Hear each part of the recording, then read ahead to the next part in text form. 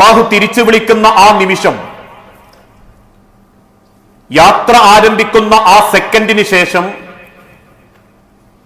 ഈ ലോകത്തു നിന്നും അള്ളാഹു ഏൽപ്പിച്ച ചില കാര്യങ്ങളെക്കുറിച്ചുള്ള ചോദ്യവും ആ ചോദ്യത്തിന് എത്രത്തോളം നമ്മൾ ആത്മാർത്ഥമായി പണിയെടുത്തിട്ടുണ്ട് എന്ന മറുപടിയും തീർച്ചയായും നമ്മൾ ഓരോരുത്തരും അള്ളാഹുവിന്റെ മുൻപിൽ അവതരിപ്പിക്കേണ്ടതുണ്ട്.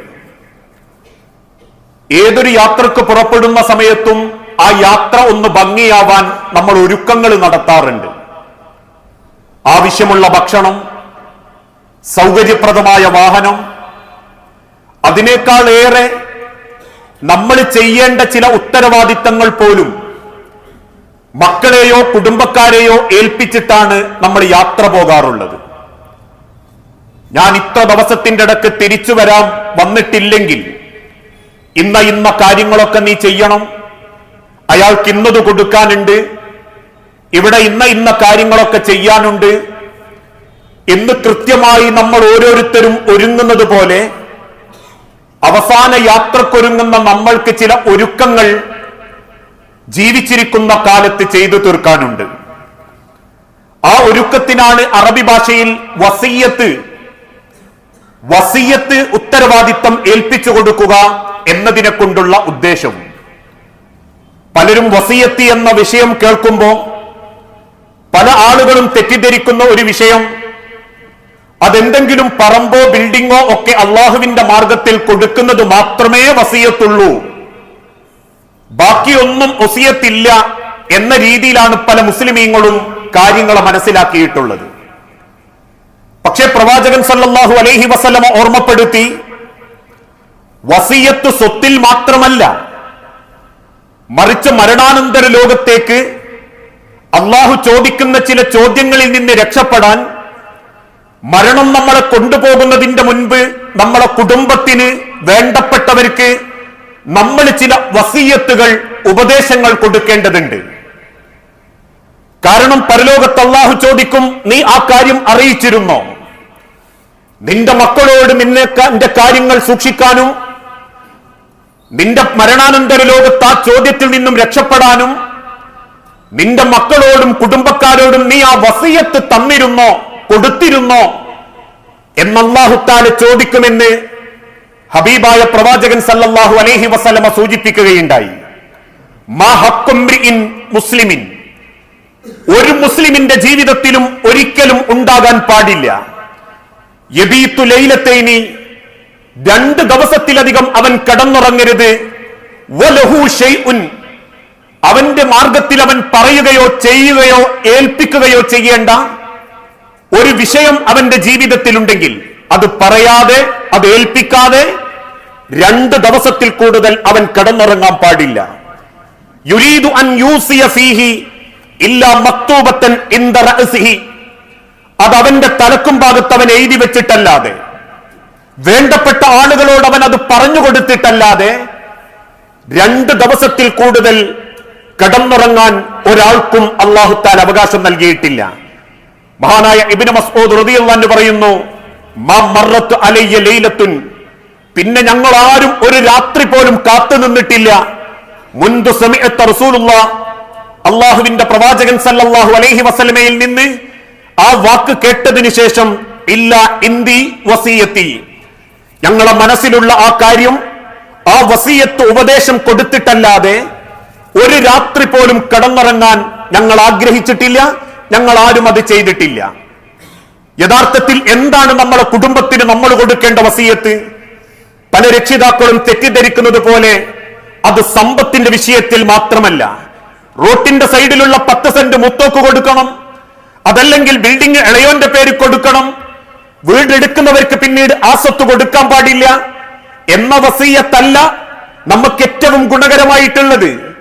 മറിച്ച് നമ്മൾ കൊടുക്കേണ്ട ഒരു വസിയത്തിനെ പറ്റി അള്ളാഹുവിന്റെ വിശുദ്ധ ഖുർആനിലൂടെ തിരുദൂതൻ ഓർമ്മപ്പെടുത്തി, ഇത്തഖില്ല, നിങ്ങൾ മക്കളോട് പറയണം, നിങ്ങളുടെ കുടുംബത്തോട് പറയണം, ഇത്തഖില്ല, നിങ്ങൾ എവിടെയായിരുന്നാലും നിങ്ങൾ അള്ളാഹുവിനെ മാത്രം ആരാധിക്കണം. ഫസ്തംസകൂ ബിത്തൗഹീദ്, തൗഹീദിൽ നിങ്ങൾ ഉറച്ചു നിൽക്കണം. ഫസ്തംസകൂ, അണപ്പല്ലുകൊണ്ട് നിങ്ങൾ കടിച്ചു പിടിക്കണം. ബിത്തൗഹീദ്, തൗഹീദിന്റെ വിഷയത്തിൽ തൗഹീദ് അംഗീകരിക്കുകയും ഏകദൈവ വിശ്വാസത്തോടുകൂടി ഉറച്ചു നിൽക്കുകയും ചെയ്യുന്ന നല്ലൊരു കുടുംബമാകണം മക്കളെ നിങ്ങൾ എന്നോരോ രക്ഷിതാക്കളും മക്കൾക്ക് ഒന്നാമത്തെ വസിയത്ത് കൊടുക്കണം.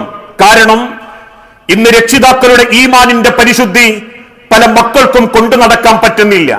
മുവഹിദായി ജീവിച്ച് മരിച്ച പല വാപ്പയുടെ മക്കളും മുശ്രിക്കായും സൂഫികളായും മാറിക്കൊണ്ടിരിക്കുന്ന കാഴ്ച നമ്മൾ കാണുന്നു.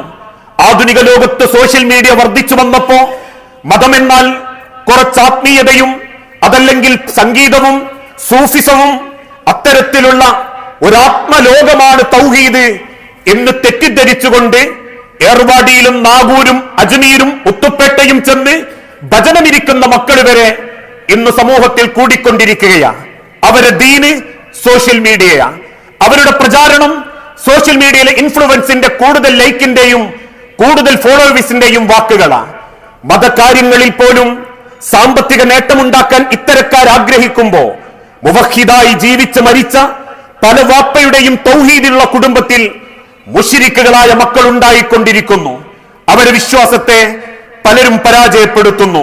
അവിടെയാണ് അല്ലാഹു തആല ഓർമ്മപ്പെടുത്തിയത്, നാളെ റബ്ബിന്റെ മഹ്ശറയിൽ അല്ലാഹു ഒരു കുടുംബത്തെ ഒരുമിപ്പിച്ചു കൂട്ടുന്നത് തറവാടിന്റെ മഹിമ നോക്കിയിട്ടല്ല, പണത്തിന്റെ വലുപ്പം നോക്കിയിട്ടല്ല. ഒരേ ഒരു കാരണം മാത്രമേ റബ്ബ് പരിഗണിക്കൂ. തൗഹീദുള്ളവരാണോ അവരൊരു കുടുംബമായി പടച്ചോൻ കൂട്ടി നിർത്തും. ആഖിറത്തിൽ അല്ലാഹു മനുഷ്യനെ കൂട്ടിച്ചേർക്കുന്നതും മനുഷ്യനെ ഒരു കുടുംബമായി പടച്ചോൻ പരിഗണിക്കുന്നതും തൗഹീദിന്റെ വിഷയത്തിൽ മാത്രമാണ്. അന്ന് റബ്ബിന്റെ കോടതിയിൽ ആ കുടുംബത്തിന്റെ കൂടെ കൂടാൻ നമ്മളെ മക്കളിൽ ചിലർക്ക് പടച്ചോൻ അവസരം കൊടുക്കുന്നില്ലെങ്കിൽ, ആ മക്കൾ ചതറിത്തെറിച്ചു പോകുന്നുണ്ടെങ്കിൽ, എന്റെ മക്കളാണ് റബ്ബേ, എന്റെ ചെലവിൽ ജീവിച്ച മക്കളാണ് റബ്ബേ, എല്ലാ സൗകര്യത്തിലും ഞാൻ കൊണ്ടുവന്ന കുടുംബാണ് റബ്ബേ എന്നൊരിക്കലും ഒരടിമക്ക് പറയാൻ അള്ളാഹു അവസരം നൽകുകയില്ല. കാരണം തൗഹീദ് നഷ്ടപ്പെട്ടാൽ അവൻ ആ കുടുംബത്തിൽ നിന്നും അകറ്റപ്പെടും. അള്ളാഹു അവൻ അകറ്റും, ആഖിറത്തിലും അകറ്റും. അള്ളാഹുവിന്റെ മഹ്ശറയിൽ ഈ കുടുംബത്തോട് ചേരാൻ പടച്ചോൻ സമ്മതിക്കൂല. അതിന് തെളിവായി ഉലമാക്കൾ രേഖപ്പെടുത്തുന്നത് നൂഹ് നബി അലൈഹി സ്വലാത്തു വസ്സലാമയുടെ ചരിത്രമാണ്. അള്ളാഹുവിന്റെ കൽപ്പന പ്രകാരം കുന്നിൻ മുകളിൽ കപ്പലുണ്ടാക്കുമ്പോ അള്ളാഹുവിന്റെ കൽപ്പന വന്നു, നൂഹേ, നിന്റെ കുടുംബത്തെ നീ കൂടെ കൂട്ടണം. കുത്തിയൊലിച്ചു വരുന്ന മലവെള്ളപ്പാച്ചിലിൽ അങ്ങേയറ്റം ശ്വാസം മുട്ടി ജനത ഓരോരുത്തരും വെള്ളം കുടിച്ച് മുങ്ങിത്താഴുമ്പോ ആ കൂട്ടത്തിൽ സ്വന്തം മകനെയും നൂഹ് നബി കണ്ടു. ആ സന്ദർഭത്തിൽ നൂഹ് നബി പടച്ചവനോട് പറയുന്നൊരു വാക്കുണ്ട്, വനാദാ നൂഹുൻ റബ്ബഹു. തന്റെ റബ്ബിനോട് നൂഹ് നബി പറഞ്ഞ സന്ദർഭം, ഫഖാല ഇന്ന ബിനി മിൻ അഹ്ലി. റബ്ബേ, നിന്റെ കുടുംബത്തെ രക്ഷപ്പെടുത്താൻ നീ എനിക്ക് വാക്ക് തന്നിട്ടില്ലേ? ഇന്ന ഇബ്നി, എന്റെ മകനാണ് ആ വെള്ളം കുടിച്ച് അവൻ മരണം വെപ്രാളം കാണിക്കുന്നത്. വ ഇന്ന വഅദകൽ ഹഖ്, നീ പറഞ്ഞ കരാറ് സത്യമാണെങ്കിൽ എന്റെ കുടുംബത്തിൽപ്പെട്ട എന്റെ മകനെ ഈ കപ്പലിൽ കയറ്റാൻ അനുവാദം നൽകണം. ഉടനെ റബ്ബിന്റെ കൽപ്പന തിരിച്ചു വന്നു, ഇന്നഹു ലൈസ മിൻ അഹ്ലിക. നൂഹേ, ഒരിക്കലും അവൻ നിന്റെ കുടുംബത്തിൽപ്പെട്ടവനല്ല. നിന്റെ ചോരയാവാം, നിന്റെ ചെലവിൽ ജീവിച്ചവനാകാം, നീ കെട്ടിയ പെണ്ണിലുണ്ടായതാവാം. പക്ഷേ നൂഹേ, അള്ളാഹുവിന്റെ ഈ ഒരു തീരുമാനപ്രകാരം നിന്റെ കപ്പലിൽ അവനെ കയറ്റണമെങ്കിൽ, നാളെ റബ്ബിന്റെ മഹ്ശറയിൽ നിന്റെ കുടുംബമായി പടച്ചോനവനെ പരിഗണിക്കണമെങ്കിൽ അവൻ തൗഹീദ് അംഗീകരിച്ചവനാവണം. അവൻ വിശ്വാസത്തിനെതിരാണ് നൂഹേ. നീ പ്രചരിപ്പിക്കുന്ന ഏകദൈവ വിശ്വാസത്തിന് നിന്റെ മകനെതിരാ. അതുകൊണ്ടൊരിക്കലും നൂഹേ, നിന്റെ കൂട്ടത്തിൽ നിന്റെ മകനെ ചേർക്കാൻ അള്ളാഹു അനുവാദം നൽകുന്നില്ല. ഇത് തന്നെയാ നമ്മളിൽ ഓരോരുത്തർക്കും പരലോകത്ത് നേരിടേണ്ടതും. വാപ്പ നല്ല മുത്തഖി, തൗഹീദിൽ ഉറച്ചു നിന്നവൻ, ഒരു ജാറത്തിലും അക്ബറയിലും പോയി ഏലസ് കെട്ടാത്തവൻ, ഒരു മന്ത്രിച്ചൂതനും കയ്യ നീട്ടാത്തവൻ, അള്ളാഹു അല്ലാത്തൊരാളെയും വിളിച്ചു പ്രാർത്ഥിക്കാത്തവൻ, ആ വാപ്പാന്റെ മക്കളിൽ പലരും അന്ധവിശ്വാസത്തിലും അനാചാരത്തിലും ചെന്നു ചേരുന്നുണ്ടെങ്കിൽ അവിടെ രക്ഷിതാക്കൾ പറയണം, അള്ളാഹ് എന്നോട് ചോദിക്കുന്ന സമയത്ത് നിന്റെ മക്കളോട് ഞാൻ പറഞ്ഞിട്ടുണ്ട് റബ്ബേ, തൗഹീദിൽ ഉറച്ചു നിൽക്കാനും ആര് പേപ്പിക്കാൻ വന്നാലും തൗഹീദ് വിട്ടുകൊടുക്കരുതെന്നും ഞാൻ വസിയത്ത് കൊടുത്തിട്ടുണ്ട് റബ്ബേ എന്ന് പടച്ചോനോട് പറയാൻ പറ്റണം. ഇതാണ് ഒന്നാമത്തെ വസിയത്ത്. മക്കളെ, തഖില്ല, നിങ്ങൾ അള്ളാഹുവിനെ സൂക്ഷിക്കണം. ഫസ്തംസകൂ ബിത്തൗഹീദ്, തൗഹീദിൽ ഉറച്ചു നിൽക്കണം. മഹാനായ ലുഖ്മാൻ അലൈഹി സ്വലാത്തു വസ്സലാമ മരണം കൺമുൻപിൽ കാണുമ്പോ മക്കളോട് പറയുന്ന ഒരു വാക്കുണ്ട്, യാ ബുനയ്യ ലാ തുശ്രിക് ബില്ലാഹ്. മക്കളെ, വാപ്പ മരിച്ചാലും വാപ്പാന്റെ കൂടെ നിങ്ങൾക്ക് ചേരണമെങ്കിൽ ലാ തുശ്രിക് ബില്ലാഹ്, നിങ്ങൾ അള്ളാഹുവിൽ പങ്കു ചേർക്കരുത്. മഹാനായ യൗക്കൂബ് നബി അലൈഹിസ്സലാത്തു വസ്സലാമ മരണം ആസന്നമായപ്പോ തന്റെ മക്കളെ വിളിച്ചു ചോദിക്കുന്നുണ്ട്, മക്കളെ, വാപ്പ മരിച്ചാൽ നിങ്ങൾ ആരെ ആരാധിക്കും? ഒന്നടങ്കം മക്കൾ തിരിച്ചു പറഞ്ഞു, താങ്കളുടെയും ഇബ്രാഹിമിന്റെയും രക്ഷിതാവായ അല്ലാഹുവല്ലാത്ത ഒരാളെ നേരെയും ഞങ്ങൾ പോവില്ല എന്ന് മക്കൾ ഒന്നടങ്കം പറഞ്ഞപ്പോ യാക്കൂബ് നബി അലൈഹിസ്സലാത്തു വസ്സലാമ ആകാശത്തേക്ക് നോക്കി പറയുന്നുണ്ട്, അല്ലാഹുമ്മ അശ്ഹദ്, റബ്ബേ നീ സാക്ഷിയ, എന്റെ മക്കൾക്ക് ഞാൻ തൗഹീദ് അറിയിച്ചു കൊടുത്തിട്ടുണ്ട്. ആ ഒരു അറിവാണ് ഇന്ന് രക്ഷിതാക്കൾ അറിയിച്ചു കൊടുക്കേണ്ടതും ആ ഉറപ്പാണ് മക്കളിൽ നിന്ന് നമ്മൾ തിരിച്ചു വാങ്ങേണ്ടതും. രണ്ടാമത്തെ വസിയത്ത് മക്കളോടും കുടുംബത്തോടും പറയണം, നിങ്ങൾ ക്ഷമിക്കണം മക്കളെ, അലാ കദിരില്ല, അള്ളാഹുവിന്റെ തീരുമാനത്തിൽ, ഫി വഫാത്തി, അതെന്റെ മരണമാണെങ്കിലും മരിക്കുന്നത് ഞാനാണെങ്കിൽ പോലും എന്റെ മരണം റബ്ബിന്റെ ഒരു കദറായി കണ്ട് നിങ്ങൾ അങ്ങ് ക്ഷമിച്ചേക്കണം. ഒരിക്കലും റബ്ബിന്റെ തീരുമാനത്തെ നിങ്ങൾ വെറുപ്പോടെ സ്വീകരിക്കാൻ പാടില്ല, വെറുപ്പോടെ നിങ്ങൾ അതിനെ ആക്ഷേപിക്കാൻ പാടില്ല. ഇന്ന് ചില ആളുകൾ ചെയ്യുന്നത് പോലെ മരണം നമ്മൾ അങ്ങ് അംഗീകരിക്കണം. ഒരിക്കലും ആ മരണത്തെ ശപിക്കാനോ ആ മരണത്തിന്റെ പേരിൽ എന്തെങ്കിലുമൊക്കെ കാണിച്ചു കൂട്ടാനോ പാടില്ല. അള്ളാഹു മറവി തന്നത് ചില മരണങ്ങളൊക്കെ മറക്കാൻ വേണ്ടിയാ, എങ്കിലേ കുടുംബത്തിൽ സമാധാനമുണ്ടാകൂ. ഉലമാക്കൾ ഈ വിഷയത്തിൽ രേഖപ്പെടുത്തി, ഭർത്താവ് മരിച്ചുപോയ ഒരു സ്ത്രീ ഭർത്താവിന്റെ ഓർമ്മയിൽ തന്നെ ജീവിക്കുക എന്നുള്ളത് കുറ്റമല്ലെങ്കിലും അവളുടെ ശരീരത്തിന്റെ, അവളുടെ മനസ്സിന്റെ, അവളുടെ ശരീരത്തിന്റെ ഓരോ അവയവത്തിനും അവൾ കൊടുക്കേണ്ട ചില ഉത്തരവാദിത്തങ്ങളുണ്ട്. ആ ശരീരത്തോട് ചില മാന്യതകളുണ്ട്. അതിനവൾ എന്തു ചെയ്യണം? വേറെ വിവാഹം കഴിക്കണം. ഒരു പുരുഷന്റെ തലോടൽ ആ കൽബ് ആഗ്രഹിക്കുന്നുണ്ടെങ്കിൽ, ആ ശരീരം പ്രതീക്ഷിക്കുന്നുണ്ടെങ്കിൽ വേറെ കല്യാണം കഴിക്കണം. അല്ലാതെ അവിടെ ഞാൻ കെട്ടൂല എന്നൊരു വാശിയോടെ തീരുമാനിക്കരുത്. അതിനർത്ഥം കെട്ടിയേ മതിയാകൂ എന്നല്ല. ഒരിക്കലും അതിനെ നിങ്ങളൊരു പരിഹാസമാക്കി മാറ്റരുത്. ഇന്ന് ചില ആളുകൾ ചെയ്യുന്നത് പോലെ മരിച്ചിട്ട് ചെയ്യുന്ന തട്ടഹാസങ്ങൾ, ശാപവാക്കുകൾ, ചിലരൊക്കെ മരിച്ച വീട്ടിൽ വെച്ച് ഒച്ചയുണ്ടാക്കി കരഞ്ഞിട്ട് പറയും, എന്തിനാ റബ്ബെ എന്നോട് ഇത് ചെയ്ത്, എന്താ റബ്ബെ ഞാൻ എന്നോട് ചെയ്ത്, ഞാൻ എന്താ റബ്ബെ എനിക്ക് ചെയ്തു തരാത്ത്, അങ്ങനെയൊക്കെ ചോദിച്ച് കരയുന്നൊരു രീതി നിന്റെ മയ്യത്തിന്റെ അടുത്തുനിന്ന് മക്കളെ നിങ്ങൾ ചെയ്യാൻ പാടില്ല. കാരണം ജീവിതം അള്ള തന്നതാ, അത് അള്ളാഹ്ക്ക് എപ്പോ വേണമെങ്കിലും തിരിച്ചെടുക്കാൻ പറ്റും. ഹബീബായ തിരുദൂതനെ ചൂണ്ടി ചില സഹാബാക്കളും അവരിൽ ചില ആളുകളും ഒക്കെ പറഞ്ഞു, നമ്മളൊക്കെ മരിക്കുന്നത് പോലെ ചിലപ്പം പ്രവാചകരെ താങ്കൾ അങ്ങ് രക്ഷപ്പെട്ടു പോകും, ഒരുപാട് കാലം ജീവിച്ചേക്കാം എന്നൊക്കെ ആളുകളിൽ ചിലര് അല്ലെങ്കിൽ മറ്റുള്ള ആളുകൾ പറയുമ്പോ അള്ളാഹു ആയത്തിറക്കി കൊടുത്തു, റസൂലേ ഇന്നക മയ്യിത്തുൻ വ ഇന്നഹും മയ്യിത്തൂൻ, താങ്കളും മരിക്കും, മുൻകാലഘട്ടത്തിലുള്ള അമ്പിയാക്കളും മരിച്ചിട്ടുണ്ട്, ഈ പറയുന്ന മനുഷ്യന്മാരൊക്കെ മരിക്കും. മറ്റൊരു ഭാഗത്ത് റബ്ബ് ഓർമ്മപ്പെടുത്തി, മിൻഹാ ഖലഖനാകും വഫീഹാ നുഈദുകും, നിങ്ങൾ എവിടെ നിന്നാണോ സൃഷ്ടിക്കപ്പെട്ടത് അവിടേക്ക് തന്നെ നിങ്ങൾ ഓരോരുത്തരും മടങ്ങും. അതുകൊണ്ട് മക്കളെ, വാപ്പ മരിച്ചാൽ, ഉമ്മ മരിച്ചാൽ, അല്ലെങ്കിൽ മക്കൾ പറയാണ് ഞങ്ങൾ മരിച്ചാൽ നിങ്ങൾ അതങ്ങ് അംഗീകരിച്ചേക്കണം, നിങ്ങൾക്ക് വേണ്ടി പ്രാർത്ഥിക്കണം. ഒരിക്കലും ശാപവാക്കുകളെ കൊണ്ടോ പ്രവർത്തനം കൊണ്ടോ അങ്ങനത്തെ പെരുമാറ്റം കൊണ്ടോ നിങ്ങൾ എന്റെ മയ്യത്തിനെ അനാദരിക്കരുത്. നിങ്ങൾക്ക് എന്ത് ചെയ്യാം മക്കളെ? വാപ്പ ചെയ്ത നന്മകൾ നിങ്ങൾക്ക് തുടരാം, അത് വാപ്പാനോടുള്ള സ്നേഹ.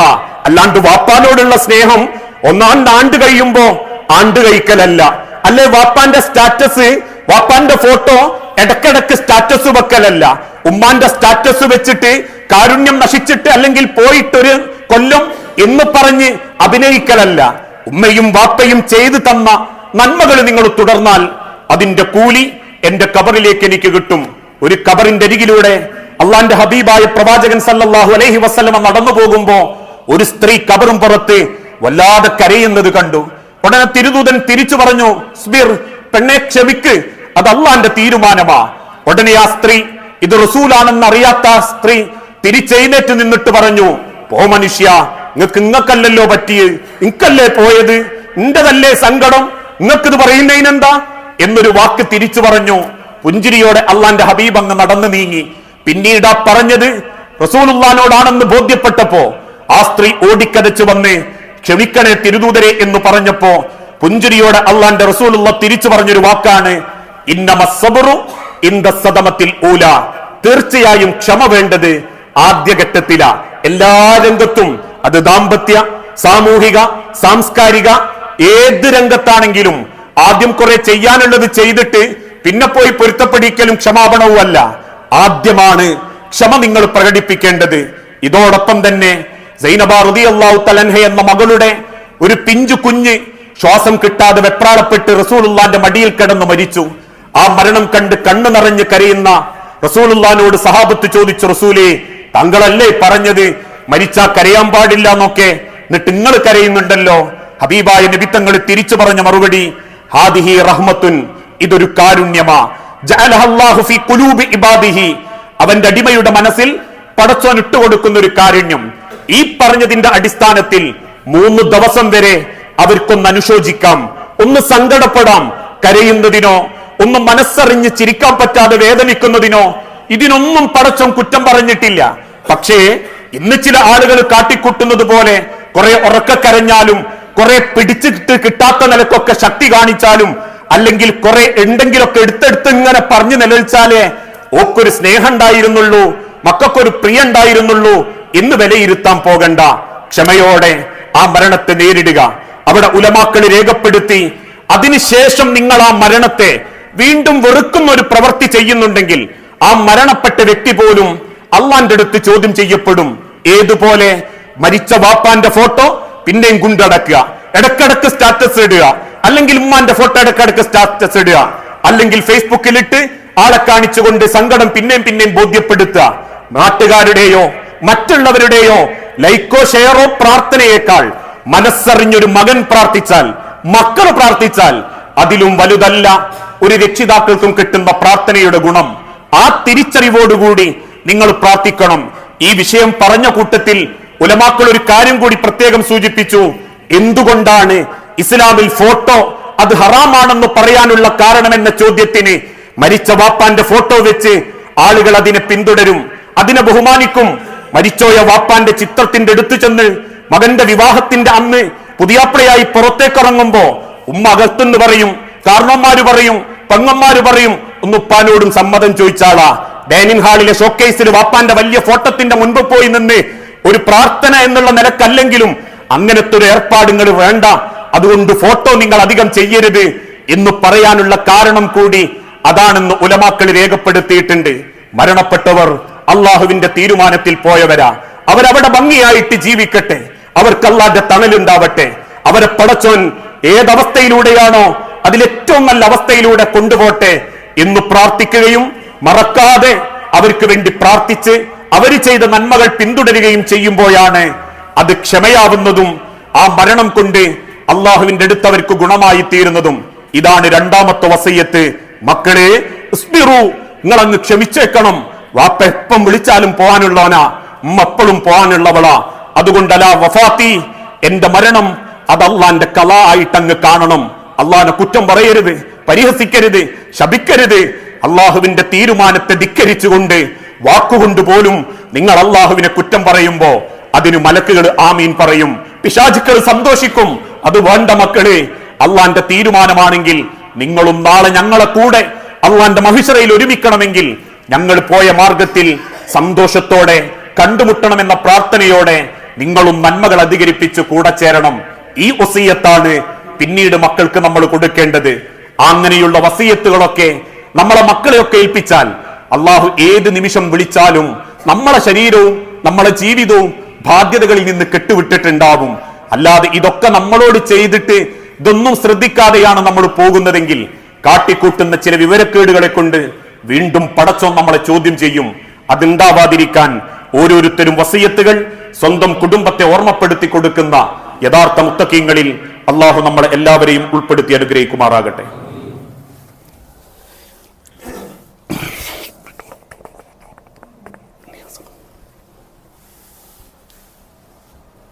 അൽഹംദുലില്ലാഹ് വസ്സലാത്തു വസ്സലാമു അലാ റസൂലിൽ അമീൻ വഅലാ ആലിഹി വഅസ്ഹാബിഹി അജ്മഈൻ. അമ്മാ ബഅദ്.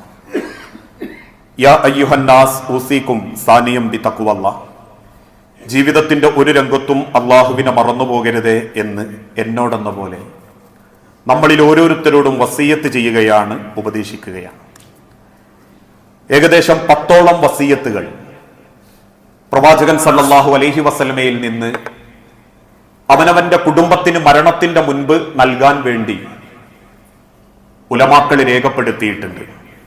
ഇൻഷാ അല്ലാഹ് ബാക്കി കാര്യങ്ങൾ വരാനിരിക്കുന്ന ആഴ്ചകളിലൂടെ നമുക്ക് മനസ്സിലാക്കാം. ഒരു വലിയ ഇബാദത്ത് കഴിഞ്ഞ് നാട്ടിലേക്ക് തിരിച്ചെത്തിക്കൊണ്ടിരിക്കുകയാണ് അള്ളാഹുവിന്റെ മാർഗത്തിൽ ഉത്തരം കൊടുത്ത ഹാജിമാര്. പല ഹാജിമാർക്കും യാത്രാ കാര്യങ്ങളെക്കുറിച്ച് സംസാരിക്കുന്ന സമയത്ത് ഭൂരിപക്ഷം ആളുകളും പറയുന്ന ഒരു വാക്ക്, ചില ആളുകൾ പറയാൻ മടിക്കുന്ന ഒരു കാര്യം, ആരോഗ്യമുള്ള സമയത്ത് ചെയ്തെങ്കിലേ ഹജ്ജൊക്കെ അതിന്റെ പൂർണ്ണതയിൽ ചെയ്യാൻ പറ്റൂ എന്നുള്ളതാണ്. അവിടെ ചെന്നിട്ട് കാണുന്ന ചില യാത്രകളും ക്ഷീണവും ആരോഗ്യക്കുറവ് കൊണ്ടുണ്ടാകുന്ന ബുദ്ധിമുട്ടുകളുമൊക്കെ പലരുടെയും ഹജ്ജിന്റെ പ്രവർത്തനങ്ങളെ വലിയ രീതിയിൽ ബാധിക്കുന്നുണ്ട്. പിശാചിനെ കല്ലെറിയുന്ന വിഷയത്തിൽ പോലും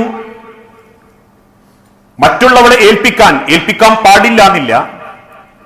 എന്നാലും സ്വന്തം ചെയ്യേണ്ട കർമ്മങ്ങളിൽ പലതും മറ്റുള്ളവരെ ഏൽപ്പിക്കേണ്ടി വരികയും വയ്യാത്ത ശരീരവുമായി ശ്വാസം മുട്ടി കതച്ചോടി ഒന്ന് മനസ്സു തുറന്ന് നാവുകൊണ്ട് പ്രാർത്ഥിക്കാൻ പോലും പറ്റാത്ത 10,000